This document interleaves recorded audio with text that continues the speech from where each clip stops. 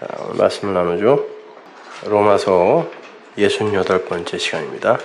로마서 6장 12절에서 14절까지의 말씀 함께 봉독합니다. 그러므로 너희는 죄로 너희 죽을 몸에 왕노릇하지 못하게 하여 몸의 사욕을 순종치 말고, 또한 너희 지체를 불의의 병기로 죄에게 드리지 말고, 오직 너희 자신을 죽은 자 가운데서 다시 산 자같이 하나님께 드리며 너희 지체를 의의 병기로 하나님께 드리라. 죄가 너희를 주관치 못하리니 이는 너희가 법 아래 있지 아니하고 은혜 아래 있음이니라. 아멘. 아주 성경의 핵심 중에 핵심입니다.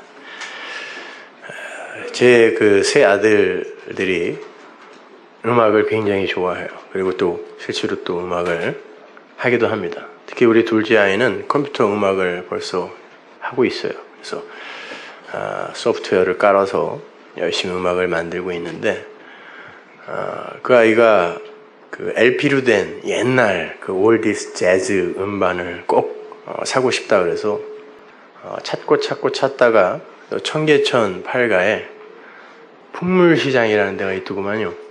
그 도깨비 시장이었대요, 옛날에. 거기가 철거되면서 이제 그리로 다 몰려있다 그래요.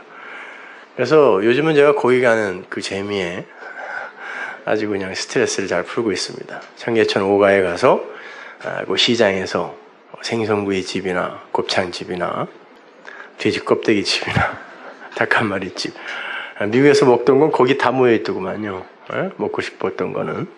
그래서 식사하고 걸어서 거기까지 가면 볼거리가 너무 많아요. 난 청계천 그거 이렇게 벗겨놓은 것도 처음 봤어요. 그래서 지난주에 아이를 데리고 갔습니다. 가서 이제 재즈 음반이 뭐 수만 장이 있죠. LP를 요새 안 들으니까 이제 굉장히 많은 중고품 LP들이 있었어요. 그걸 찾다가 아이가 갑자기 소리를 지릅니다. 아빠, 아버님, 여기에 아버님 음반이 있다는 거예요.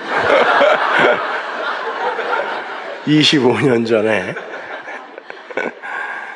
제가 출版했던 음반이 거기에 무려 3장이 있더구만요. 그걸 아이가 찾았어요. 25년 만에. 걔가 태어나기도 전에 나온 거를, 그것도 중고품 시장. 말이 좋아 중고품 시장이지 거의 폐품 처리장이에요. 그 중에 하나는 제가 누군가에게 사인을 해서 선물로 줬던 거예요. 근데 그 인간이 누군지는 모르겠지만 거기다 갖다가 팔았더구만요. 그래서 그거를 아이가 꼭 사야 되겠대요. 자기가 샘플을 떠서 자기 음악에 아버님 음악을 넣겠다고. 근데 그 아줌마가 더 화나게 하는 건 1,000원에 주겠다는 거예요.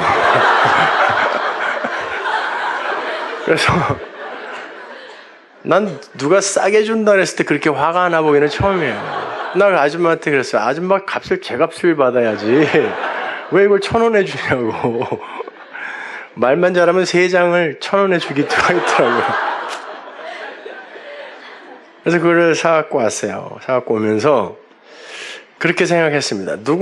저는 굉장히 그 음반을 내고 제가 작사, 작곡을 다 하거든요. 그래서 그 곡을 하나 만들 때, 우리 베이스 치는 우리 형제도 지금 음악을 프로듀싱 하는 사람이니까 알겠지만, 그건 자기 자식 같은 거예요. 음악을 하나 만들어 놓으면. 그 곡을 만들어서 돈도 많이 들어요. 사인을 해서 누군가에게 선물로 줬을 땐, 야, 내가 이렇게 땀을 흘려서 이렇게 음반 하나 만들었어. 잘 들어봐. 라고 줬을 텐데, 아니, 껍데기도 안 뜯고, 그거를 듣지도 않았다는 거죠. 그거를 청계천에 갖다 팔아먹었다는 걸 생각하니까, 야, 선물을 이렇게 가치 없이 취급하는 사람들이 있나? 화가 나더라고요. 근데 하나님께서 우리에게 그런 복음, 진리를 선물로 주세요. 그런데 이 세상, 인간들은 그걸 너무나 가치 없이 여겨요. 그러니까 그 말씀이 선물이 가치가 없으니까 그냥 아무데나 아무런 그냥 자기가 어떤 그 형식적인 의무만 행할 수 있는 그런 데 가서 그런 어떤 의무사항만 행하고 하면은 그게 예배인 줄 알아요. 그러니까 진지하지도 않고 절실하지도 않은 거죠. 가치 없는 거예요. 언제든지 가치 없이 버릴 수도 있어요. 여러분, 진리라는 건 생명입니다. 영은, 말은 생명이다 그러잖아요. 근데 그걸 진짜 생명으로 여기는 이들이 그걸 그렇게 소홀히 가치 없이 여길까요? 지금 이 시간에 이 서울 시내, 대한민국에 얼마나 많은 교회, 또 큰 교회, 시설 잘 되어 있는 교회가 많습니까? 근데 여기 와서 이렇게 더운데, 무더운데, 바닥에 앉아가지고, 여러분이 이런 절절하게 진리를 사모하는 모습들을 좀 주위 사람들에게 이렇게 좀 나타내 주셔야 돼. 이제는 좀 그럴 때가 되지 않았나, 이런 생각이 좀 듭니다. 지금부터 한 15년 전에 제가 봤던 영화 중에 13번째 전사라는 영화가 있어요. 마이클 크라이튼이 1997년에 발표한 소설 시체 먹는 사람들, Eaters of the Dead라는 그 소설을 영화한 작품인데요. 그 서기 한 10세기쯤에 그 바이킹족의 전사들과 진짜 시체들을 먹었던 식인족, 그 웬돌족과의 전투를 그린 그런 영화죠. 안토니오 반데라스와 오마르 샤리프가 아주 열연을 했던 그런 영화입니다. 바그다드의 그 아랍의 시인인 안토니오 반데라스가 글도 가지고 있지 않은 바이킹족의 땅으로 유배를 가서 그 바이킹족의 전사가 돼요. 13번째 전사가 돼요. 13번째 사도처럼 13번째 전사가 되어서 웬돌족을 격파하는 그런 액션 영화예요. 그런데 그 영화 속에 아주 뜻깊은 대사가 나옵니다. 바이킹족의 전사가 되어서 웬돌족을 치러 가던 안토니오 반데라스가 잠시 쉬면서 땅에다 뭔가를 적어요. 시인이니까 뭐 시를 적었겠죠? 뭔가를 적는데 바이킹 전사들은 그게 뭔지를 몰라요. 글자가 없었으니까. 제가 뭘 하는 거지? 뭘 그리는 거지? 뭘 그리기는 그리는데 뭐 자기들이 그리던 그런 형상이 있는 그런 게 아닌 거예요. 뭘 그리고 있어요. 그래서 안토니오 반데라스에게 묻습니다. 이게 뭐 하는 거야? 그랬더니 이게 글이라는 거야. 그러니까 바이킹 전사들이 그럽니다. 아니 너는 소리도 그릴 줄 알아? 그래요. 너는 소리도 그릴 줄 알아? 글이라는 거, 문자라는 건 소리를 그린 거예요. 그걸 좀 더 구체적으로 그리면 글에서 그림이 되는 거예요. 그 소리가 가진 그 내용을 중심으로 그 그림을 축약하면 글이 돼요. 단순히 소리만을 그린 걸 표음 문자라고 그러고 우리 한글이 표음 문자예요. 대표적인 소리 문자입니다.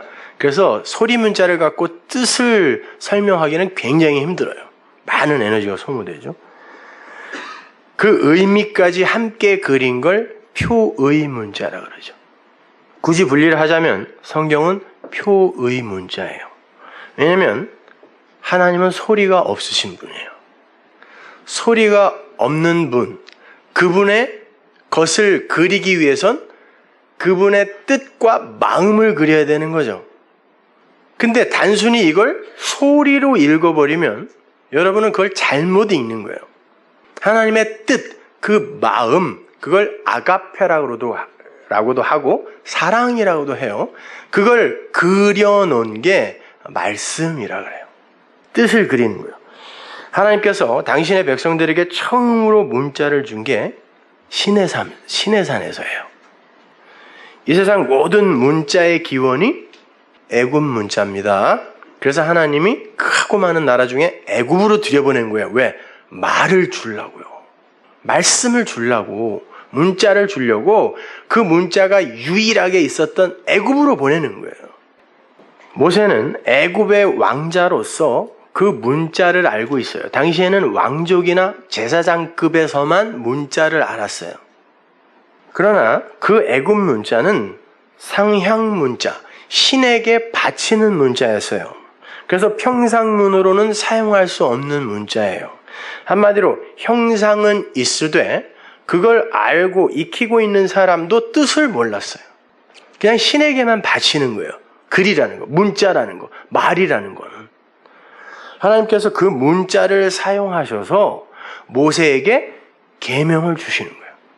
그러니까 모세가 깜짝 놀란 거죠. 모세는 왕궁에서 신에게 드려지는 말, 드려지는 글만 보았는데 신이 자기에게 글을 준 거예요. 말을 준 거예요. 깜짝 놀란 거죠.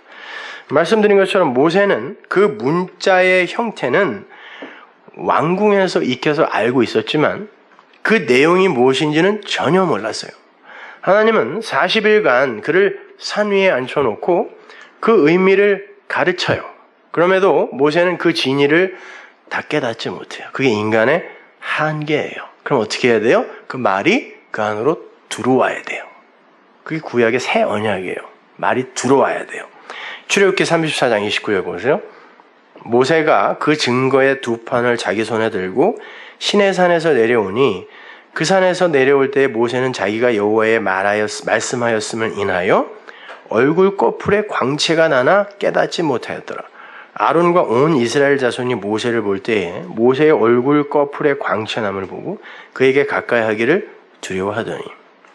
이걸 잘 이해하셔야 하는데 이걸 이해하지 못하면 바울 서신이 다 곡해되게 되어 있어요. 언뜻 보면 하나님과 이야기를 나누고 내려오는 모세의 얼굴에 광채가 나는 것처럼 보이죠? 여러분, 하나님과 하나님의 말씀을 이렇게 대하면 여러분의 얼굴에 광채가 나나요? 어떠세요? 똑같은 거예요. 그 하나님이랑 우리가 지금 만난 하나님이랑 다른 하나님 아니거든요. 여러분은 기도, 수시로 하나님과 대화한다면서요. 그러면 여러분 얼굴에 그런 광채가 납니까? 이 구절을 히브리 원문으로 보면 광채가 나는 건 모세의 얼굴이 아니라 모세가 들고 있는 증거판이에요. 얼굴 꺼풀이라고 번역이 된 오르파님이라는 그 단어, 그 파님이 보이지 않는 것이 겉으로 나타난 걸 파님이라 그래요. 파님이라 그러고 오르가 표면을 나타내는 거거든요. 그러니까 눈에 보이지 않는 어떤 것을 나타난 것으로 준 거, 그걸 오르파님이라 그래요. 단순히 사람의 얼굴을 가리키는 단어가 아니란 말이에요. 성경에 많이 등장하는 하나님의 얼굴에 사용되는 단어예요. 내가 하나님의 얼굴 앞에서 얼굴을 배웠나니 이럴 때 쓰는 말. 하나님의 얼굴이 어디 있어요? 영인데.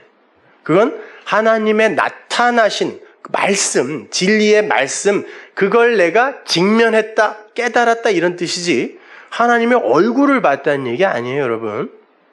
영은 보이지가 않아요. 소리도 없단 말이에요.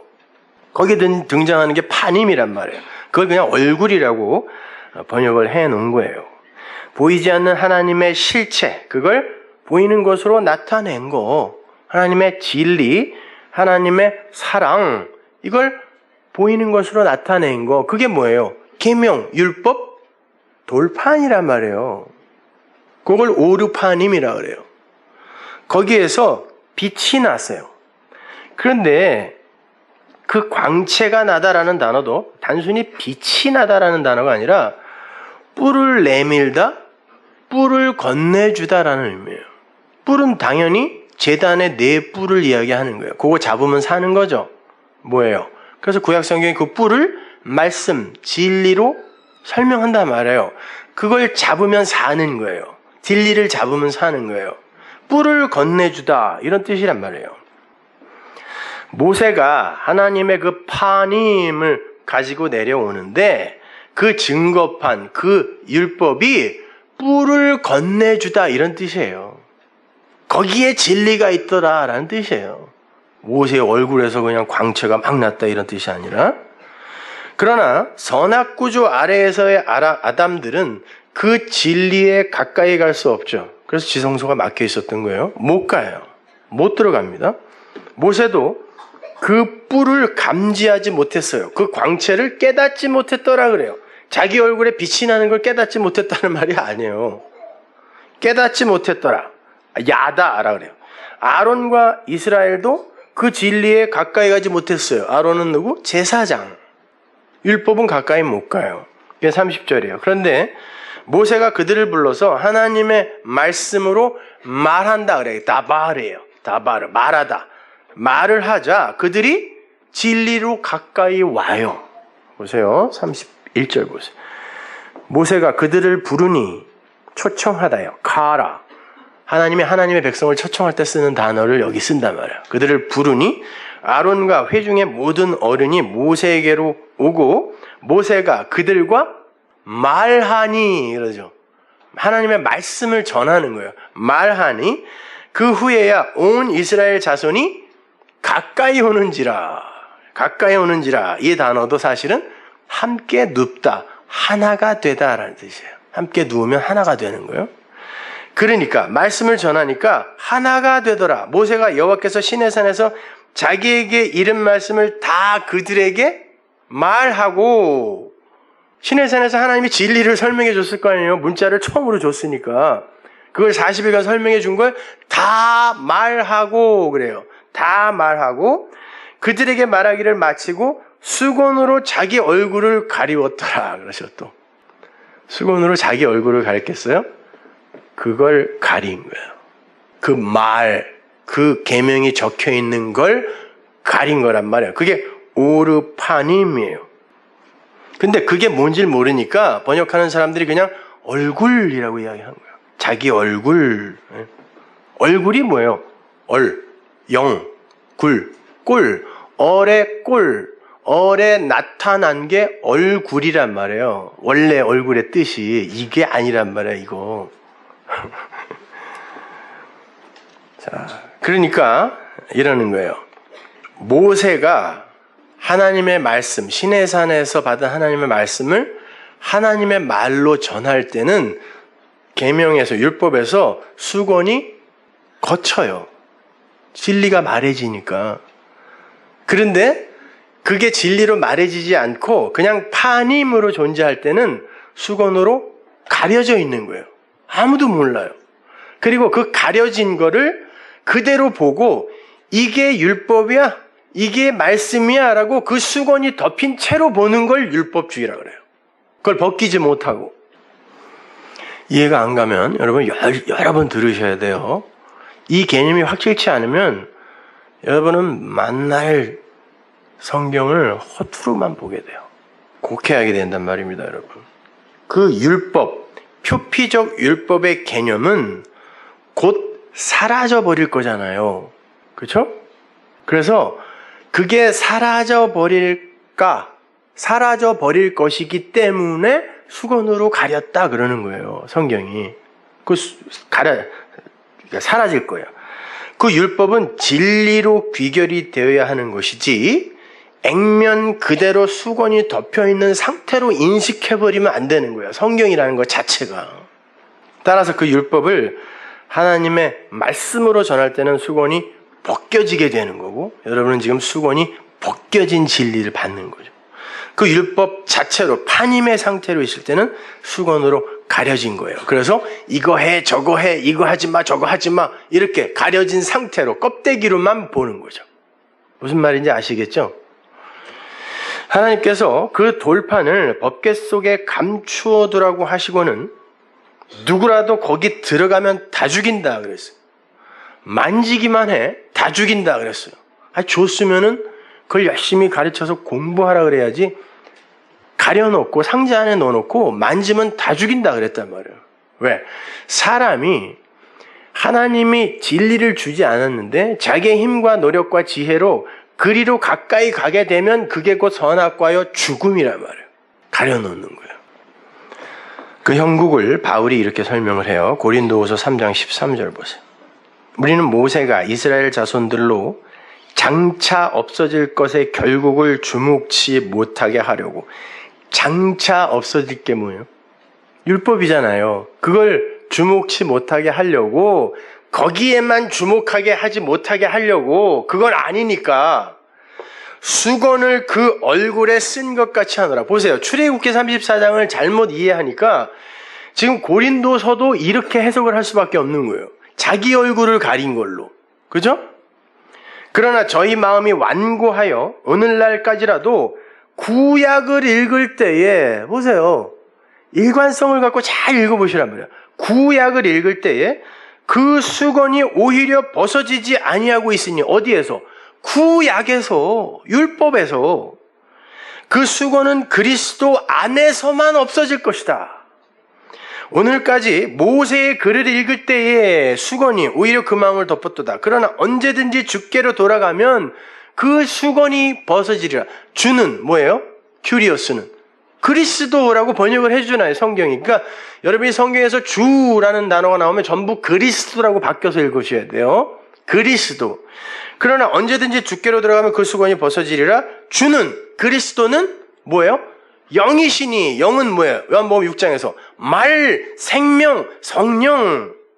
주는 큐리오스, 그리스도는 영, 말, 성령이시니 생명이시니 주의 말이 있는 곳에 자유함이 있다. 우리가 다 수건을 벗은 얼굴로, 보세요. 여기서는 우리의 얼굴에 또 수건이라 그래요. 일관성이 없잖아요. 아니란 말이에요. 수건이 벗어진 것으로 거울을 보는 것 같이 주의 영광을 보매 저와 같은 형상으로 화하여 영광으로 영광에 이르니 곧 주의 영으로 말미암음이라. 여기서 수건은 휘장이라는 단어거든요. 휘장. 세수하고 얼굴 닦는 그런 수건이 아니라 휘장이라. 그 휘장이 파님, 프로소폰. 여기서는 그 얼굴을 프로소폰이라고 했는데 파님을 헬라어로 번역하면 프로소폰이에요. 그 표면, 나타난 것, 이걸 휘장이 덮고 있어요. 왜요? 장차 없어질 것의 결국을 주목치 못하게 하려고. 여기서 장차 없어질이라고 번역이 된 카탈게오는요, 예수님이 내가 율법을 폐하러 왔는 줄 아냐? 라고 했을 때, 그죠? 그 사도 바울이 율법은 폐하여지고 라고 얘기할 때 그 단어예요.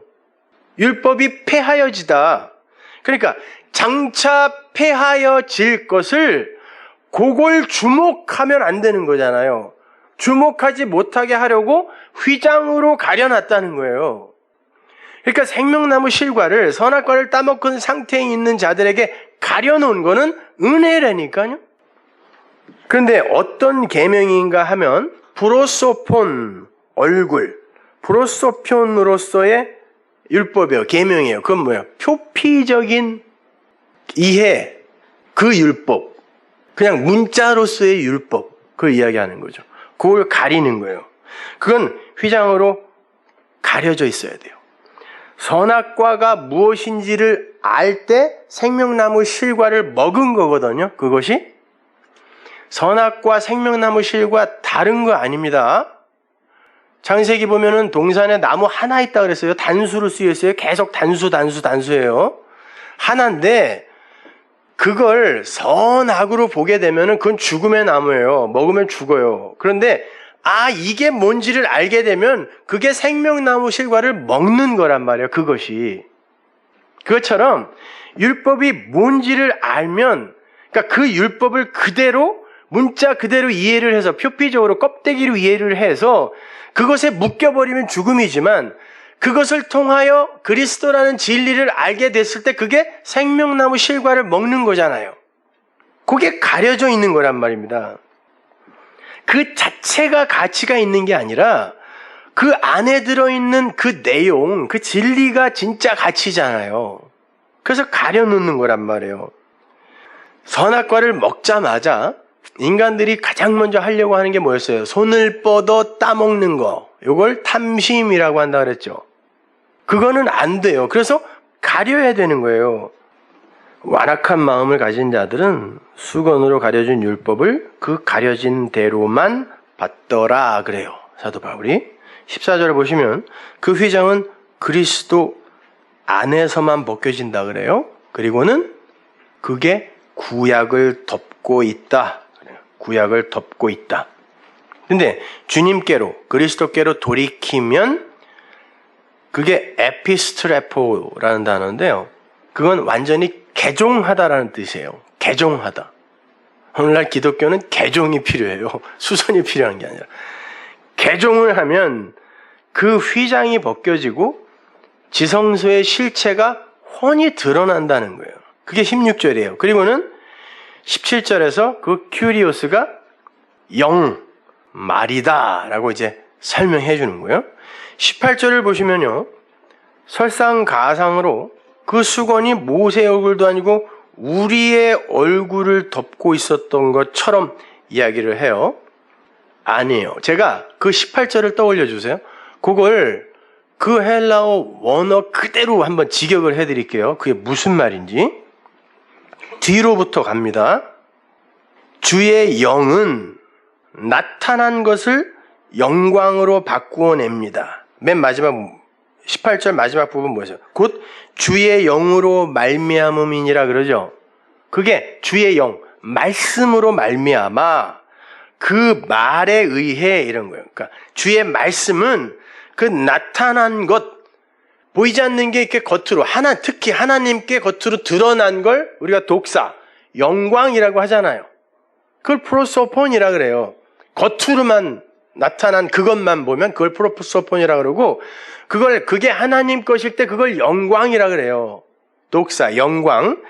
주의 영, 말씀은 나타난 것을 영광으로 바꾸어냅니다. 메타몰프후. 그건 그 말씀, 말에 의해, 진리에 의해 그리스도의 형상이 나타난 그 반영이 된 이런 뜻이에요. 그리스도의 형상인 그 카토프리무조마이를 거울이라고 번역을 해갖고 이게 무슨 말인지 도대체 이해가 안 가게 번역을 해놨는데, 그 그리스도의 형상이 반영이 된, 나타나 있는 그 모든 영광, 그 영광, 독사와 그 프로소폰이 그 말에 의해 열리기 때문입니다. 이런 뜻이에요. 그 열리다, 해석되다, 깨달아지다 라는 말이란 말이에요. 그것이. 그러니까 이건 우리가 언젠가는 다 수건을 벗은 얼굴로 거울을 보는 것 같이 뭐 주의 영광을 보게 될 것이다, 이런 그런 표피적인 이야기가 아니라, 우리는 그 말씀에 의해 그 휘장이 열리게 되면 그 그리스도의 형상, 그 진리가 나타난 그 영광, 그 말이 그걸 여는 거기 때문에, 말씀이 여는 거기 때문에 그 영광을, 그리스도의 그 영광이 반영이 된 그 실체로 보게 된다는 뜻이에요, 이게. 그러니까 진리가 되면 성경을 덮고 있는 휘장이 이렇게 열리고 그 안에 들어있는 내용이 보이게 된다는 거예요. 활자가 아니라. 여러분이 그 내용을 모르고 그 활자로 큐티 만날 해봐야 아무 소용없어요. 한자를 읽더라도 그걸 그리스도 예수라는 진리로 해석을 할 때 그게 여러분 거예요. 그게 진짜 가치 있는 거란 말입니다, 여러분. 여기서 수건을 벗다라고 번역이 되어 있는 아나칼립토라는 단어는요, 아나가 이제 반대니까 그 칼립토라는 단어에다가 이제 접두어를 붙인 거잖아요. 그 단어가 쓰인 곳을 제가 찾아드리면 여러분이 조금 이해가 쉬울 거예요. 고린도후서 4장 3절 보세요. 만일 우리 복음이 가리웠으면 망하는 자들에게 가리운 것이라. 이게 칼립토예요. 여기다가 아나칼립토, 아나를 붙여버리면 수건을 벗다예요. 그러니까 수건은 어디를 덮고 있는 거였다? 말씀을 덮고 있는 거예요. 모세의 얼굴을 덮고 있는 게 아니란 말입니다. 복음은 원래 우리 모두에게 다 가려져 있던 거예요. 그런데 그리스도의 영, 그 진리를 받은 이들에게만 열려지는 거예요. 그리고는 그들만 그래 이거야, 이런 거야 라고 하고 있고, 그걸 모르는 대다수의, 우리 수요일날 찾아봤죠. 대부분이, 그것도 예수를 믿는다고 하는 대부분이 그렇게 열려있는 자들을 가리켜서 야, 참 지들만 예수 믿어? 이렇게 얘기한다는 거예요. 그러니까 점점 얘기를 안 하게 되는 거죠. 상대를 안 하게 되는 거예요. 그리고 아무 데나 가서 함부로 말하기도 싫어요. 어차피 이해 못할 거니까. 그러니까 이 성경을 여전히 법으로만 보는 이들은 수건이 덮인 엉뚱한 말씀을 보고 있는 것이에요. 그 수건은 그리스도의 영, 진리의 말씀으로만 벗겨지는 거예요. 그게 벗겨지면 성경이 절대 법으로 안 보여요. 나에게 수고하고 무거운 짐을 지우는 그런 것으로 안 보인단 말입니다. 그러면 다시 모세 이야기로 돌아가 보죠. 모세가 하나님으로부터 진리의 문자를 받았어요. 그걸 율법이라고 그럽니다. 크게 포괄적으로 성경이라고 해도 돼요. 그런데 그 글자는 아무도 모르는 글자였어요. 모세도 몰랐습니다.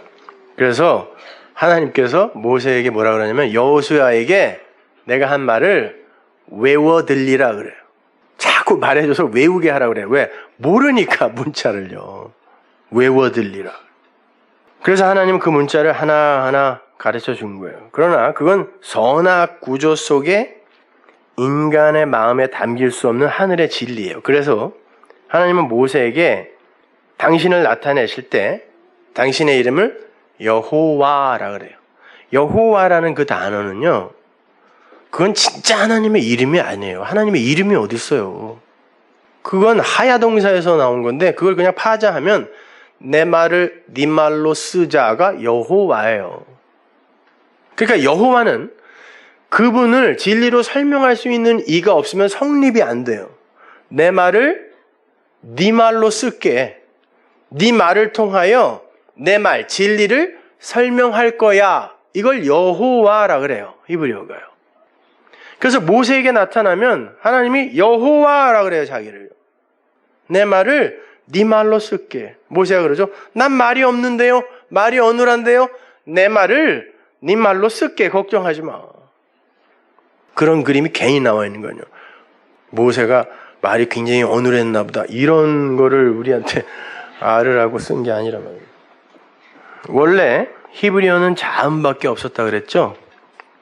모음의 역할을 하는 자음이 있긴 했지만 그것도 나중에 생긴 거예요. 히브리어 모음은 AD 7세기경 히브리 학자들이 아이들에게 말을 가르치기 위해 모음을 만들어서 붙인 거예요. 그러니까 원래 모음이 없어요. 모음이 없으면 문자는 읽을 수가 없어요. 기역, 이것도 역시 모음을 넣어서 우리가 읽는 거죠. 그리고 띄어쓰기가 없었거든요. 그러면 성경이라는 건, 원래 처음 주어진 성경이라는 건 처음부터 자음만 따닥따닥 붙어서 한 덩어리의 자음이었어요. 그거는 읽을 수가 없어요. 모음이 없기 때문에. 그러니까 그건 소리로 읽으라고 준 게 아니라 그 하나하나에 담겨있는 내용을 갖고 나를 알아먹으라고 준 거예요. 그러니까 그건 불가능해요. 도저히. 어떻게 알아먹어요 그거를? 하나님이 은혜를 주지 않으면. 그냥 한 덩어리예요. 띄어쓰기도 없고 모음도 없고 읽을 수도 없어요. 그래놓고 하나님이 줬다니까요. 그러니까 못 알아먹으니까 어떻게 해요? 설명을 해주는 거예요. 이게 진리야 이렇게요. 하나님에게는 소리가 없다 그랬습니다. 뜻이 있어요. 마음이 있어요. 사랑이라는 그분의 실체, 그걸 그려준 게 성경이란 말이에요. 그러니까 여러분은 그걸 알아먹어야지 이걸 여러분에게 어떤 걸 요구하고 금지하는 그런 법으로 읽으시면 절대 안 돼요. 그리고 이 세상을 어떻게 하면 인간답게 살 수 있는가에 대한 어떤 방법론을 여기서 찾으려고 해도 안 돼요. 처세술 이런 거 적혀 있는 게 아니라 하나님이 적혀 있는 거예요. 근데 그걸 배우셨냐고 여태까지 교회에서. 그거 배우셨어요 여태까지? 근데도 불만이 없어 다들요. 하나님은 당신의 뜻을 육의 눈으로 볼 수 없게 휘장으로 감추어뒀다고 하는데 다들 그걸 보고 있다 그래요. 아니야 나 보여. 야 성전이 저기 저렇게 있는데 껍데기만 보는 거예요. 예수님이 그들을 뭐라 그래요? 본다고 하는 자는 소경이에요. 그들 소경 만들어 버릴 거야 그러잖아요. 그게 진짜 소경이야 그래요. 여러분 그런데 그 휘장이 뭔지 아세요? 뭘로 그걸 가리는지 아세요? 하나님이? 휘장이 뭐예요? 히브리서 10장 19절 보세요. 아 대한민국의 교회요. 참 어디부터 어떻게 가야 할지. 10장 19절 그러므로 형제들아 우리가 예수의 피를 힘입어 성소에 들어갈 담력을 얻었나니 그 길은 우리를 위하여 휘장 가운데로 열어놓으신 새롭고 산 길이요 휘장은 곧 그리스도의 육체니라 그러죠. 그러면 성경을 율법을 그리스도의 육체 예수로 가려놨다는 게 무슨 말이에요? 그게 찢겨져야 지성소가 보인대요. 그게 찢겨져야 지성소로 들어갈 수 있는 거예요. 그죠? 그러면 율법, 성경, 진리를 예수로 가려놨다는 게 도대체 무슨 말일까요? 이건 예수님이 찢겨져야 우리가 구원을 받고 우리의 죄가 사해진다. 단순히 그 정도의 이야기가 아니라 그 섬김의 대상인 우리는 어떤 걸 주면 금방 그걸 내 섬김의 대상, 우상으로 끌어당기는 재주가 있어요. 모든 인간이 다 그래요. 모든 아담들이. 니들이 갖고 있는 그 우상으로 하나님이 그러죠. 나를 다른 신으로 섬기지 마가 10계명 1계명이에요. 나를 우상으로 다른 신으로 섬기지 마. 나는 나야. I am who I am. 그런데 그 예수를 그 안에 들어있는 진리이신 하나님으로 보고 그걸 내 마음에 새기는 게 아니라 얼마나 아프셨을까? 그분이 나를 위해 죽으셨대. 그게 나랑 무슨 상관인데? 이런 내 섬김의 대상으로, 그리고 감동받는 대상으로, 내가 칭찬하는 대상으로 갖고 있을 때 여러분은 지성소를 못 본다는 뜻이에요. 그걸 찢었을 때, 그 예수가 죽었을 때, 모든 종교인들의 그 종교심이라는 게 찢어질 때 비로소 진리가 보이는 거예요. 그래서 그걸 예수로 가렸다고 하는 거예요. 그걸 바울이 어떤 이들에게는 예수가 걸림돌이에요. 거기에 걸려 넘어진다 그러는 거예요. 사도 바울이. 예수에게 걸려 넘어진다 그러는 거예요. 여러분, 이건 굉장히 어려운 개념이에요. 예수 믿는 거, 진리를 깨닫는 게 쉽지 않아요, 여러분. 그 예수, 섬김의 대상인 예수가 찢어져야 비로소 내가 그 진리, 지성소를 볼 수 있다라는 걸 내가 알게 되면 그 예수가 섬김의 대상이 아니라 곧 죽어야 할 대상이 되는 거예요. 빨리 죽으세요. 그래서 향유 옥합 깬 여자가 그 모형으로 등장하는 거예요. 주님, 예수님, 당신이 빨리 죽어야 7 귀신 들렸던 나, 7 귀신 들렸다니까 그 7 귀신 들렸던 여자가 그 말이야, 맞아요. 그러는데 우리가 다 7 귀신 들린 사람이었어요. 7이라는 단어는 완전한, 그러니까 귀신 들린 자, 마리아는 다 그거에 마라라는 뜻이니까요. 그래서 예수님 십자가 주변에 전부 마리아만 있었던 거예요. 딴 여자는 이름 안 써요. 그냥 그 여자 그러지. 다 7 귀신 들렸던 그 여자. 그러니까 다 모형들이란 말이에요. 그 마라가 쓴 물이 단물이 되는 거예요. 쓴 물은 뭐? 나쁜 말, 단물은 진리가 되는 거예요. 당신이 빨리 죽어야 마라인 내가 나오미가 되는 겁니다.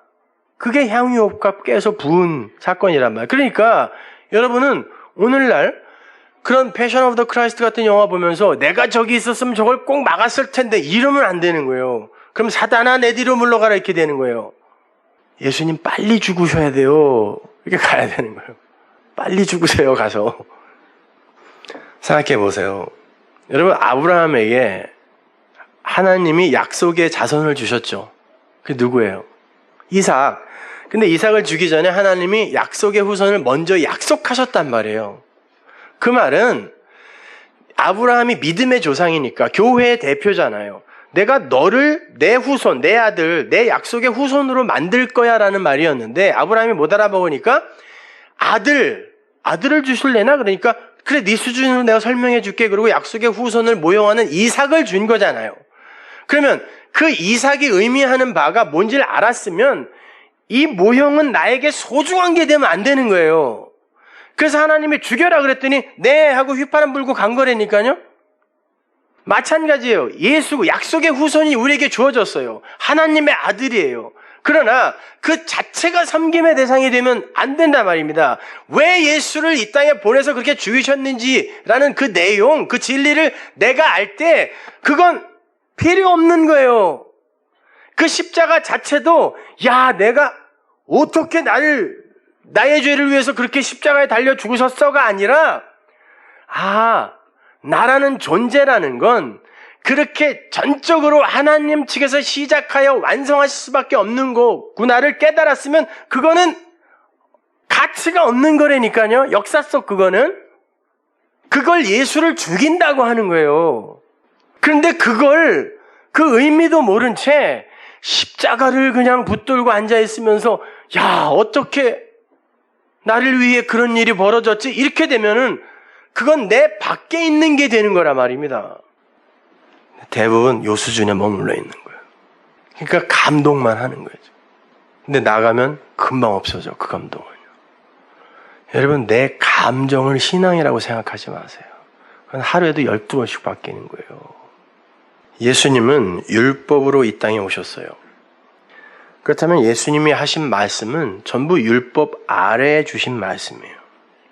우리는 그 말씀 속에서 진리신 예수를 끌어내야 되는 거란 말이에요. 그러니까 십자가 이전의 예수는 율법이라는 껍질로서의 예수고 부활하셔서 우리 안에 그리스도의 영으로 들어오신 그분이 내용이란 말이에요. 그래서 우리가 예수라고 편하게 부를 때 우리는 그리스도 예수를 이야기해야 하는 것이지 십자가 지기 이전에 그 예수, 죽어야 할 예수를 이야기하면 안 되는 거란 말이에요. 그러니까 우리는 그리스도인이 되는 것에 초점을 두어야지 예수를 믿는 것에 목숨을 걸면 안 되는 거예요.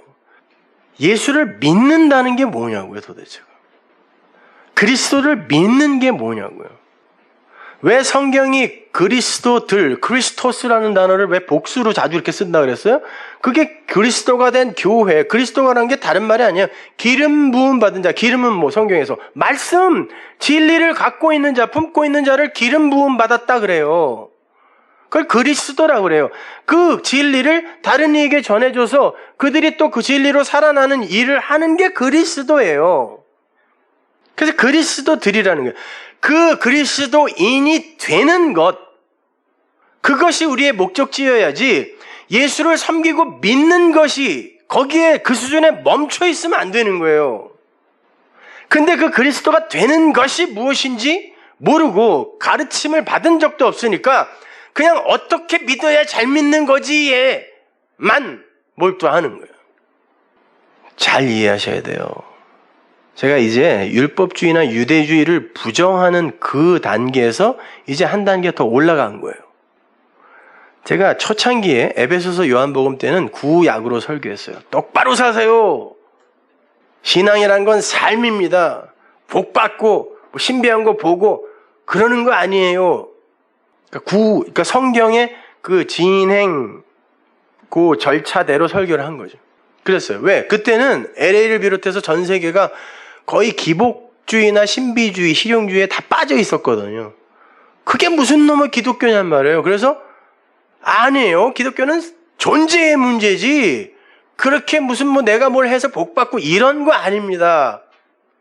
그리고 제가 비유, 창세기, 사도행전에서는 그래, 그렇게 사니까 진짜 사라지던가요? 를 물을 거예요. 그렇게 사니까 진짜 사라져요?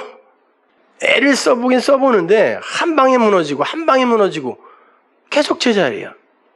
그러면 이제 어떤 방법이 있을까요? 그게 로마서 산상수훈이에요. 이제 그 단계로 지금 제가 올라간 거거든요. 여기가 끝이에요. 어떻게 해야 돼요? 내가 진리가 돼야 돼요. 그게 내 마음에 법이 새겨졌다라고 하는 거예요. 마태복음 24장 1절 보세요. 예수께서 성전에서 나와서 가실 때에 제자들이 성전 건물들을 가리켜 보이려고 나오니 대답하여 가라사대 너희가 이 모든 것을 보지 못하느냐? 내가 진실로 너희에게 이르노니 돌 하나도 돌 위에 남지 않고 다 무너뜨리우리라. 예수께서 감람산 위에 앉으셨을 때 제자들이 종용이 와서 가로되 우리에게 이르소서 어느 때에 이런 일이 있겠사오며 또 주의 임하심과 세상 끝에는 무슨 징조가 있어오리까? 예수께서 대답하여 가라사대 너희가 사람의 미혹을 받지 않도록 주의하라. 많은 사람이 내 이름으로 와서 이르되 나는 그리스도라 하여 많은 사람을 미혹해 하리라. 예수님께서 모형으로서의 옛 성전에서 나오세요. 예수님은 바로 그 옛 성전으로 이 땅에 오신 거죠. 그래서 나를 부수어라 내가 사흘 만에 세 번째 것으로 일으키리라. 그래서 부활하리라 해요.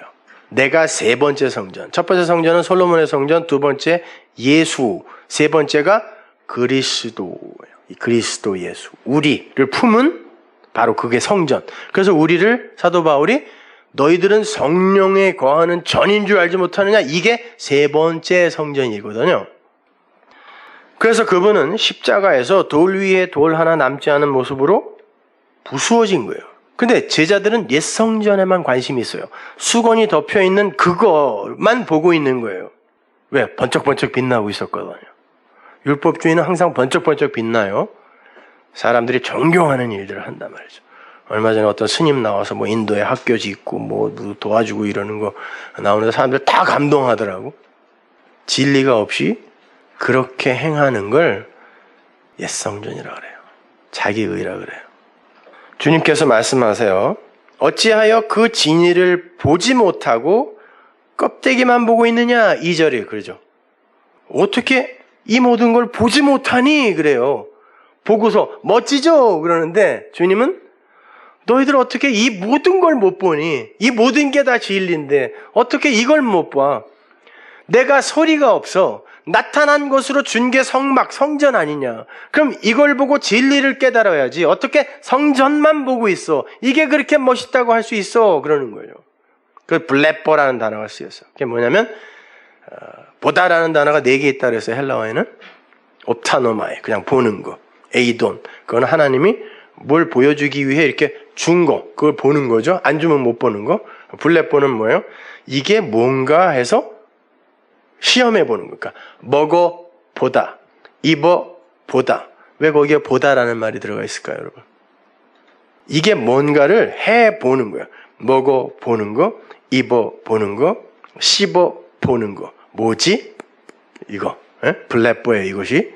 그걸 블레뽀 하다 보면 어떻게 돼요? 호라오 하고 깨닫게 되는 거예요. 이게 4번. 깨달음이란 말이에요, 이것이. 근데 예수님이 그래요. 어떻게 여전히 블레뽀 못하고 있니? 어찌하여 율법이 되어 죽으러 온 나 예수만 보고 있니? 내가 담고 있는 나는 진리로 왔다라고 요한복음 1장에서 얘기해 줬잖아. 나는 말씀이라고 얘기해 줬잖아. 그러면 그 말씀에 진 의를 알아야지. 어떻게 너희들은 나만 보고 있어. 그러니까 너희들이 내가 죽는다 그랬더니 그렇게 화낸 거 아니야. 베드로는 꾸짖어. 야단 쳤잖아요. 죽지 말라고. 그러니까 너희들은 내가 죽으면 안 되는 거야. 그지? 그러면 니들이 죽어. 왜 나만 보고 있어? 나는 죽어야 되는 거야. 그 안에 진리가 중요한 거지 내가 중요한 게 아니란다 그러는 거예요. 3절을 보면요. 감람산이라는 장소가 나오죠. 그 감람산이라는 건 단순히 산의 이름이 아니에요. 지금도 그 감람산은 없어요. 사람들이 그냥 아무 산이나 찍어서 이렇게 이름 붙여놓은 거지. 관광지로 삼으려고. 그 기름의 그 산이거든요. 이 호호로스가 뭐라고 했어요? 성전이라고 그랬죠. 성경에서 항상 거기에 단수가 붙으면 관사가 붙으면. 근데 그 기름의 그 산은 뭐예요? 그 진리로서의 그 산, 진리로서의 성전을 이야기하는 거예요. 제자들이 그 옛 성전 껍데기만 보고 이거 보세요. 멋있지 않아요? 그러니까 그때마다 예수님이 어디로 가냐면 감람산으로 간다 그러죠. 그건 그 기름의 그 산이라는 거예요. 그 말씀으로서 이야기를 하시기 위해 어디에 앉으실 때 항상 감람산 그러는 거지. 산꼭대기로 뭐 얘기할 때마다 끌고 올라간 거 아니란 말이에요. 그 기름의 그 산, 진리를 설명해 주기 위해 예수님이 성전에 앉으신 거예요. 그 진리의 선포 자리에서 제자들이 물어요.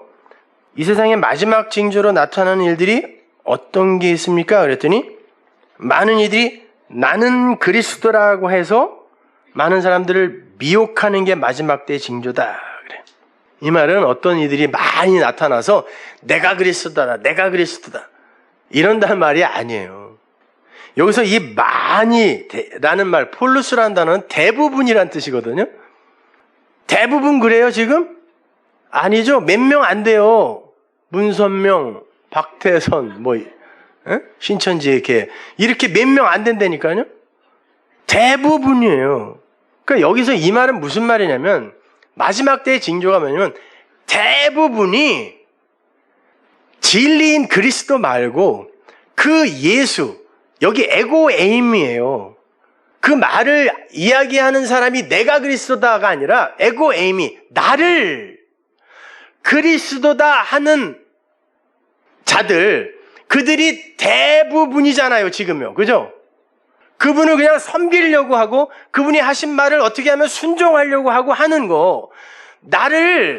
이 예수를, 나는 죽어야 되는 건데, 옛성전, 지금 옛성전에서 감람산, 그 기름의 그 산으로 진리로 이야기를 하시는 예수님이 나를, 무너져야 하는 나를, 무너진 이후에 내가 무너지고 이게 찢겨져야 진리가 보여져야 되는데, 그 그리스도다, 나를 그리스도다 하는 대부분이 그렇게 믿게 될 때 그때가 마지막 때다 그러는 거예요. 그렇게 예수를 나 밖의 것으로 그리고 추억하고 칭찬하고 섬겨야 하는 대상으로 갖고 있을 때 우리는 그분을 어떻게 부를 수밖에 없어요? 내가 그분과 연합되어 진리가 되지 못했을 때 그분을 어떻게 불러요? 주여 주여.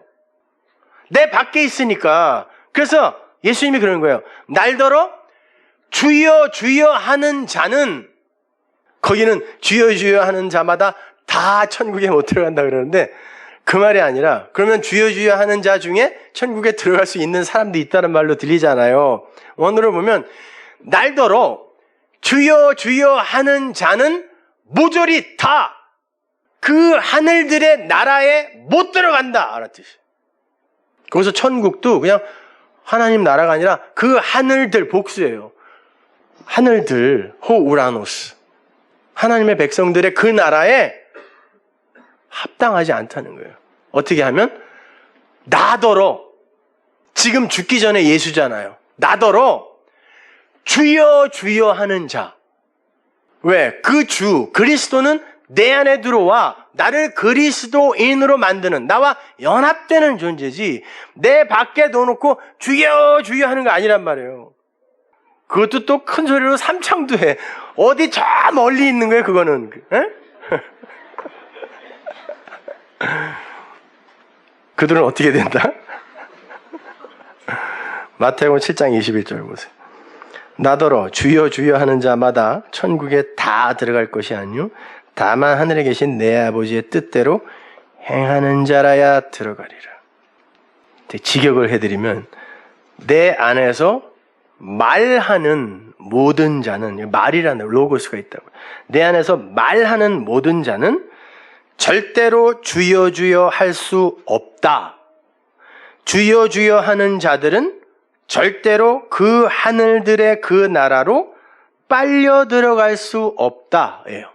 직역을 하면 절대로예요. 기필코 절대 못 들어간다. 하나님이 주신 진리의 말을 가진 자는 절대로 주를 밖에서 찾지 않는다는 말이에요. 그리고 그 다음 내용이 이래요. 반대로 그 하늘들의 그 나의 아버지, 그 뜻이 되는 자하고 끝이에요. 이게 어디로 연결이 되냐면, 그래야 그 속으로 빨려 들어갈 수 있다. 그럼 아버지 뜻대로 행하라는 건 뭐냐? 신약성경에서 행하라라고 번역이 된 포이에오는 히브리어 아사 동사를 번역한 거거든요. 근데 그 아사 동사는요, 인간들의 율법적 행위를 가리키는 단어가 아니라 눈에 보이는 어떤 것, 나타난 것을 잘 가르쳐서 그가 담고 있는 보이지 않는 내용을 가르치는 거. 그리고 그렇게 하는 행위를 아사라 그래요. 행하다라고 이야기한단 말이에요. 예를 들면 이런 거예요. 창세기의 큰 틀을 네 단어로 요약하면 구약의 큰 틀도 마찬가지죠. 아마르, 라, 바달, 카라 이런 순으로 틀이 잡혀 있어요. 아마르는 뭐라 그랬어요? 하나님의 말이에요. 진리 그 자체인 말. 그걸 다바르, 어떤 성전이나 이 자연이나 우주 이런 걸 갖고 그 아마르를 이야기할 때 다바르라고 한다 그랬습니다. 자, 그 아마르, 진리의 말이 있고 그걸 나타난 것으로 이렇게 보여주는 걸 라라고 그래요. 그래서 그 단어를 보다라고 번역을 하는데 그보다 굉장히 깊은 뜻이 있는 거죠. 아마르, 라. 그러면 이렇게 보여진 것으로 아, 이게 그런 거구나라고 깨달을 때, 구별할 때 그걸 바달이라고 그래요. 그걸 거룩이라고도 번역하는데 바달. 아, 그거구나. 구별하는 거예요. 바달. 그리고 그걸 구별해낸 그 사람을 카라. 초청하는 거예요, 하나님이. 이렇게 되거든요. 성경 전체가 이 구조예요. 근데 그 라에서 바달로 구별하는 거. 그러니까 눈에 보이는 것으로 이렇게 이게 그거였어. 보이지 않는 그걸 담고 있는 거구나. 라고 했을 때, 그 바달의 단계로 넘어갈 때, 그 행위, 그리고 그렇게 만들어주는 행위를 아싸, 행하다. 라고 해요. 그러니까 성경에서 행하라. 라고 하는 건 이런 거예요. 희생제사를 행하라. 아싸. 희생제사를 행하라. 라고 했을 때, 그냥 수건이 덮인 율법으로만 보면, 죽어라고 그거 해야 되죠. 해야 되죠.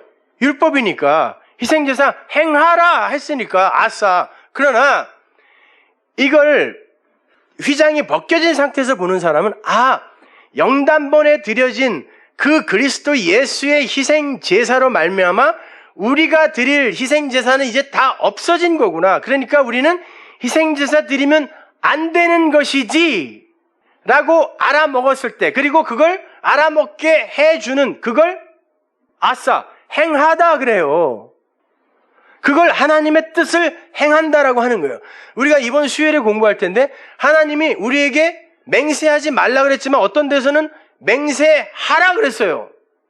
거기에서의 하라가 뭐냐면 아싸예요. 맹세가 되어라라는 거예요. 내가 무슨 맹세했어요? 하나님이 무슨 맹세했어요? 먼지에 불과한 너희를 내 영, 호흡, 말을 넣어 하나님과 방불한 그리스도인 만들어 나와 영원으로 살게 하겠다가 하나님의 뜻이잖아요. 그게 맹세였잖아요. 난 그렇게 할 거야. 그래서 창세기에서도 7번 말한 거예요. 난 그렇게 할 거야. 그게 맹세예요. 서원이에요. 하나님의 서원. 그 맹세대로 되어라가 행하다예요. 아싸라 말이에요. 그러니까 그 맹세, 행함의 주체는 하나님이고 그분이 끌고 가시는 그 과정 속에서 끌려가는 그 행함 속에 들어있는 게 우리란 말이에요. 그러니까 성경에서 이거 해라 저거 하지 말아라 라는 그 말을 전부 그냥 그렇게 껍데기로만 보게 되면 여러분 머리 터져서 죽어요. 그래서 다 포기한 거예요. 이렇게 안 하잖아요. 솔직히 몇 개만 하고 못한다니까요. 그거는. 근데 여태 이 반대로 배워왔기 때문에 이렇게 이야기하면 알아듣는 이가 없어요. 진리가 되는 거예요, 여러분. 내 아버지의 뜻대로 되어지는 자가 그 나라에 들어간다라고 이야기하는 거란 말이에요. 이 네페시, 먼지, 티끌, 하나님이 보기에 티끌에 불과한 자들에게 하나님이 하나님의 것을 부으시죠. 그게 뭐예요? 생기였잖아요. 그게 뭐예요? 루와흐, 말, 영이란 말이에요, 그게. 그러면 하나님이 당신의 백성을 찾아오셔서 뭘 찾겠냐고요. 내 것 찾는단 말이에요. 그래서 히브리 결혼 풍습이 신랑이 신부에게 미리 빙패물을 보내는 거예요. 누군지 몰라요. 근데 내가 보낸 그거 갖고 있는 그 여자가 내 신부다. 왜? 한 10명, 15명씩 하녀들까지 다 나와 있었거든요. 그러면 하나님이 우리 신부인 우리에게 와서 뭘 찾겠냐고. 내가 준 거, 내 말, 진리, 영, 그거 찾는 거예요. 그 네페시가 뭘 하고 안 하고는 그 신랑에게 아무런 상관이 없어요. 이미 정해진 하나님의 신부는 하나님의 것을 이미 받아갖고 있다니까요. 그 여자를 찾는 거예요. 그 신부를 찾는 거란 말입니다. 그거 안 갖고 있으면 아무리 이쁘고 화려하고 쭉쭉 빠졌어도 신랑의 눈에 안 보여요. 안 보여요. 10처녀의 비유에서 슬기로운 5처녀는 기름을 준비했다 그러죠. 말이에요. 영. 그러나 행위는 비슷해요. 다 잤어요. 10명이 다. 근데 다른 건 어떤 이들은 그 진리를 갖고 있더라는 거예요. 진리를 갖고 있다고 전부 무슨 성인 군자 되나요? 아니에요. 그렇지 않아요. 똑같아. 다 자고 있어요. 그런데 신랑이 올 때가 됐으면 마지막 때예요. 잠자다가 벌떡 일어나 보니까 신랑이 올 때가 됐네요. 그때 되니까 이 기름이 중요한 걸 알게 됐어요. 그 하데스에서 그 부자가 그러잖아요. 내게 중요한 건 그 물이었네요. 손가락에다가 물 조금 찍어서 혀에다가 좀 대주세요 그랬잖아요. 그래서 기름, 이거 어떻게 해? 기름. 그래서 기름을 가진 사람에게 빌려달라 그랬어요. 진리가 빌려줄 수 있는 거예요? 못 빌려줘요. 그래서 못 준 거예요. 아니, 하나님이 슬기롭다라고 칭찬해 준 여자가 그런 것도 안 빌려주면 안 되죠. 빌려주기 싫어서가 아니라 못 준 거예요. 못 주는 거예요, 그거는요. 그때 슬기로운 여자들이 뭐라 그래요? 장사하는 데 가서 사와, 그래요. 장사하는 집. 옛 성전이에요. 그랬더니 이 여자들이 또 가네요. 살 수 있는 건 줄 알고. 그래? 장사하는 집에서도 그거 살 수 있는 거야? 그리고 끝이에요, 그 여자들은. 못 사는 거예요. 장사하는 집에서는 절대 그 진리 못 받아요. 문이 잠겼어요. 와보니까. 문을 두들깁니다. 열어주세요. 열어주세요. 우리가 여기 있어요. 그때 그 신랑이 뭐라 그래요? 마태복음 25장 12절 보세요. 대답하여 가라되 진실로 너희에게 이르노니 내가 진리로 말한다. 내가 너희를 알지 못하노라. 여기서 알다라고 번역이 된 말 에이드예요. 보다. 나 니네 못 봤는데? 이런 말이에요. 같이 자고 있었잖아요. 신랑이. 나 못 봤는데? 그러는 거예요. 안 보여요. 그럼 하나님 눈에 보이지도 않는 것들이 진짜 귀중한 존재들일까요?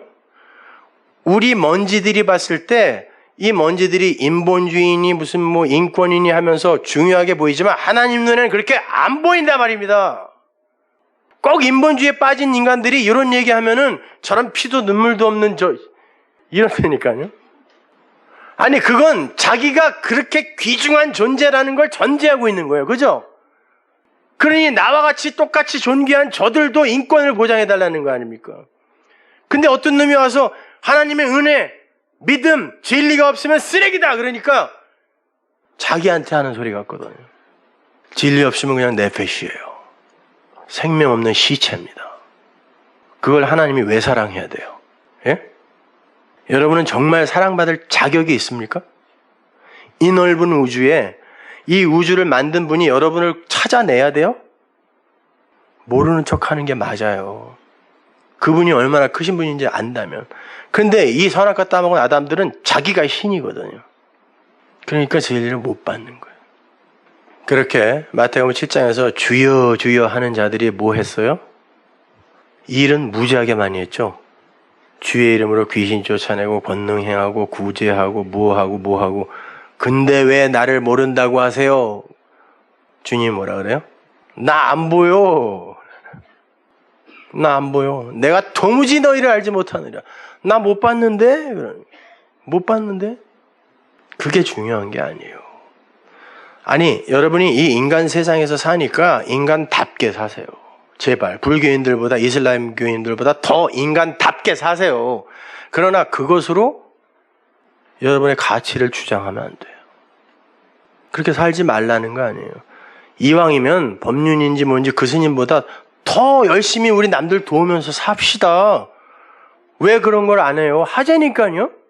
제가 그거 하지 말라 그랬어요? 하잔 말이에요. 착하게 사세요. 제가 하지 말라 그래서 안 하는 거예요, 지금? 제가 하자고 이렇게 확 선동을 안 해줘갖고 지금 안 하고 기다리고 있었던 거예요? 뭐예요? 관심이 없었잖아요, 애초에. 근데 왜 모든 걸 다 내 잘못으로 돌리냐고. 내가 하지 말라 그랬다고. 아니라니까요. 하세요. 그러나 구원은 그런 것과 아무 상관없어요. 따라서 중요한 건 뭘 하고 안 하고의 문제가 아니라 그 하라 하지 말라의 명령으로 점철된 하나님의 말씀을 통하여 그 진리를 가졌는가가 중요한 거예요. 그렇게 진리가 없는 몸, 그걸 오늘 본문이 죽을 몸이라고 하는 거고, 그 죽을 몸들의 열심을 몸의 사욕, 에피두미아라고 이야기하는 거예요. 희생, 제사, 열심히 드리려는 거예요. 그럼 니네 다 죽는다는 것이죠. 진리를 가지지 않고도 자신의 자원과 노력을 바탕으로 해서 진리의 행세를 하려 하는 것, 그리스도 없이도 내 것으로 세상의 존경과 박수를 받을 수 있다라고 생각하는 그 욕심, 그거 버리려는 거예요. 여러분, 이왕이면 세상 사람들에게 칭찬받고 사세요. 뭐하러 욕먹으면서 살아요. 그렇지만 그것으로 하나님, 그러니 저는 자격이 있죠? 쟤보다는 좀 낫죠? 이리로 가면 안 된단 말입니다. 희생제사를 계속 드려야 겨우 안심할 수 있는 그런 수준. 그건 신앙인 아니에요. 청년들 똑바로 들으세요. 공부할 땐 공부하세요. 일할 땐 일 열심히 하세요. 그 때려치고 단기 선교지 이런 데 가갖고 어중간하게 그냥 돌아와서도 할 것도 없고 그런 거 하지 말아요. 그럼 아예 차라리 봉사활동하러 간다고 가던가 가서 뭘 전하고 왔냐고요. 예? 괜히 문명 없이도 잘 사는 사람들한테 문명 갖고 들어가서 그거 없으면 못 살게 망가뜨리고 온 거예요. 아니에요? 그건 폭격하고 온 거지 그들에게 생명 주고 온 거 아니란 말입니다. 오늘 본문에 등장하는 죄라는 단어, 하마르티아라는 단어는 관역을 벗어나다라는 그 사전적 뜻을 갖고 있지만 그걸 분석을 해보면 하라는 부정접두어의 말티오, 증인, 증거라는 뜻이 합쳐진 합성어예요. 그럼 뭐겠어요? 죄라는 게. 말이 안 되는 진리가 아닌 것을 갖고 엉뚱한 관역 찾아가는 게 죄예요. 에? 말도 안 되는 말. 야, 말도 안 되는 소리 하지 마. 이게 다 진리예요. 그 말도 안 되는 소리 가지고 말이라고 우겨? 이거. 아이고, 참, 이심전심인 사람만 웃네요. 모든 게 다 진리를 담고 있는데 사람들이 못 알아먹는 거예요. 말도 안 되는 소리 갖고 말이에요. 성경은 그렇게 진짜 말과 가짜 말의 전쟁에 대해 기록을 하고 있는 거예요. 하늘의 물, 땅의 물. 물론 땅의 물은 하늘의 물을 모형하고 설명하기 위해 주어진 거지만 그걸로 이게 하늘이야라고 우기게 되면 이게 저주의 물이 되는 거예요. 그래서 처음 문자를 받은 모세와 애굽의 모세들이 전쟁하는 거예요. 이게 출애굽기예요. 여러분, 모세라는 이름은 건져낼 자죠. 근데 원래 모세의 이름은 모세스였어요. 그럼 건져낸 자예요. 물에서 난 자, 물이 낸 자, 물이 보낸 자, 모세스. 그 이름은 애굽의 모든 왕자들이 다 갖고 있는 이름이에요. 애굽에서 왕이 될 수 있는 가능성이 있는 남자들은 전부 이름이 모세예요. 거기다가 자기가 진짜 왕이 되면 자기가 섬기는 신 이름을 앞에 붙여서 투투모스 이렇게 이름을 만드는 거예요. 그러니까 다 모세예요. 그래서 걔도 모세예요. 아, 죄송하지만 참 그분도 모세예요. 그런데 이 모세는 물에서 물이 보낸 자, 아랫물이 보낸 자들, 세상의 왕들이잖아요. 거기에서 건져내어져 하나님의 물을 받아 다시 이 모세들, 아랫물의 모세들과 맞닥뜨리게 되는 거예요. 모세가 하나님의 물, 말을 받아 애굽으로 들어가서 가장 먼저 맞닥뜨려야 하는 게 이 땅의 모세였어요. 이 물들의 싸움이라니까요. 그러나 하나님이 아랫물을, 바다를 찢어버리는 거예요. 이거 아니라고. 그리고는 그 물, 하늘의 물을 갖고 있는 모세가 그 사이로 통과해버리는 거예요. 찢어버리는 거예요. 파괴해버리는 거예요. 하늘물의 승리. 요걸 세례라고 하잖아요. 예수님이 찢겨진 사건이 바로 이거란 말이에요. 성경은 일관성이 있어요. 땅의 물, 그 모형에 멈춰 있으면 안 돼요. 하나님은 그 땅의 물, 그걸 휘장이라 그래요. 휘장을 찢어버리고 껍데기만 보고 엉뚱한 하늘물 상상하지 말라라고 일갈하신 거죠. 그리고 그 휘장 안에 감춰두셨던 진리를 당신 백성들에게 보내셔서 진짜 숨을 주는 거예요. 거기에서 그들의 진짜 눈이 뜨이고 그들의 진짜 귀가 열리게 되는 거예요. 하나님께서 바람, 이게 르와흐거든요. 동풍을 보냈더니 홍해가 찢어졌잖아요. 그게 찢어지다라는 단어거든요. 영, 르와흐가 영이죠. 말, 진리를 보내니까 그게 바다가 아랫물이 찢어지더라. 이게 모형이란 말이에요. 여러분, 그렇게 하나님께 영광이 되는 건 우리가 우리 것 중에 최상의 것을 우리 하나님께 바치는 게 아니라 그분이 준비하신 생명, 영생을 거저 갖는 거예요. 생각해 보세요, 여러분. 에덴 동산에서 하나님이 최초의 사람에게 어떤 식으로 영광을 받으실까요? 아담과 하와, 사람, 둘이 합쳐서 사람이에요, 단수. 사람이 뭘 하면 하나님께 영광이 돼요? 그 에덴의 동산에서. 잠 하루에 3시간씩 자고 매일 철야기도 한다. 아담과 하와가. 자기의 삶을 뒤로 젖혀두고 열심히 과일 열매 따다가 짐승들 구제한다. 둘이 맨날 손가락 걸고 착하게 살기로 결단한다. 선악과 안 먹는다. 답은 하나예요. 다른 거 하지 말라고 요구한 적 없어요. 선악과 먹지 마. 이거 안 먹으면 하나님께 영광 되는 거예요. 여러분이 선악의 주체가 되어서 여러분이 뭘 하려고 할 때 하나님이 거짓말쟁이가 되는 거예요. 따라서 성도는 다른 거에 신경 쓰기 이전에 하늘의 물, 그 12가지 실과 그의 아들이라고 했죠.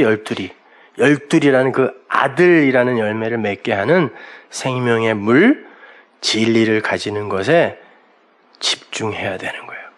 그게 말씀으로 오시고 진리로 오신 그리스도 예수에게로 함몰되는 다른 그리스도들, 기름 부음 받은 자들, 성도의 모습인 거예요. 계시록 19장 8절 보세요. 마지막으로. 또 내가 들으니 허다한 무리의 음성도 같고 많은 물소리도 같고 거룩한 성 새 예루살렘 하나님 나라에는 항상 많은 물소리, 진리의 소리란 뜻이에요. 그 소리가 나죠. 큰 뇌성도 같아서 가로되 할렐루야 주 우리 하나님 곧 전능하신 이가 통치하시도다. 우리가 즐거워하고 크게 기뻐하여 그에게 영광을 돌리세. 어린 양의 혼인계약이 이르렀고 그 아내가 예비하였으니 그에게 허락하사 빛나고 깨끗한 세마포를 입게 하셨은즉 이 세마포는 성도들의 옳은 행실이로다. 여기는 행실이라는 단어도 아예 없어요. 그냥 성도들의 의다. 그래요. 이 세마포는 성도들의 의다. 성도들의 의는 우리 로마서 앞에서 배웠죠. 하나님이 준비하신 그리스도라는 의예요. 그 의, 성도들의 의가 그리스도가 그들의 옷이 되어 신부의 옷이 되어 입혀져 있어요. 이미. 근데 그들을 뭐라 그래요? 그러니까 그리스도, 기름, 말씀을 받았으니까 그들의 이름이 뭐겠어요? 9절 천사가 내게 말하기를 기록하라. 어린 양의 혼인잔치에 청함을 입은 자들이 복이 있도다 하고 또 내게 말하되 이것은 이들은이에요. 이것이 아니라 이들은 하나님의 참되신 진리의 말씀이다. 신부들 하나하나를 뭐라고 이름 붙이냐면 이들이 하나님의 참되신 진리의 말씀이야 그래요. 여러분의 이름은 뭐예요? 그래서 말씀이에요. 진리란 말이에요. 여러분이.